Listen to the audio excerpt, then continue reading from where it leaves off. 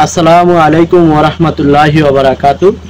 প্রিয় বন্ধুরা, লেখা দেখে অনেকে বুঝতে পারছেন কি নিয়ে আজকে আলোচনা করব।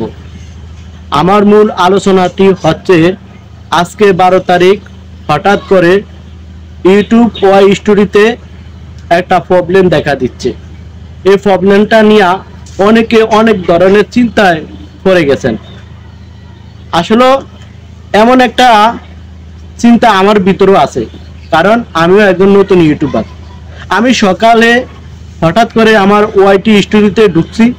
ঢোকার পরে আমি যখন আমার আমার ডলারের ভিতরে ঢুকছি, হঠাৎ করে দেখতেছি আমার ডলার দেখা যাইতেছে না। হাই কি করি চিন্তা মাথাই নষ্ট।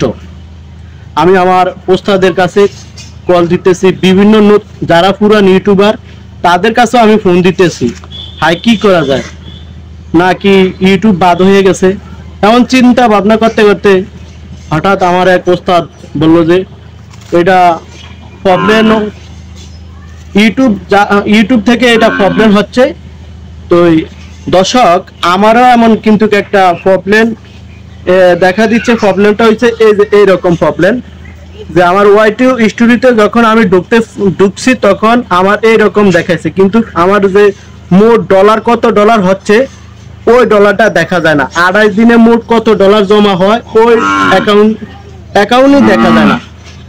আবার কি হচ্ছে, হঠাৎ করে যখন আমি আমার নোটিফিকেশন দেখতে চাই তখন আমার নোটিফিকেশনে এমন দুইটা মেসেজ আসছে। আমি নোটিফিকেশনটি যাচাই বাছাই করে ভালো করে দেখতে পারছি যে আসলে এটা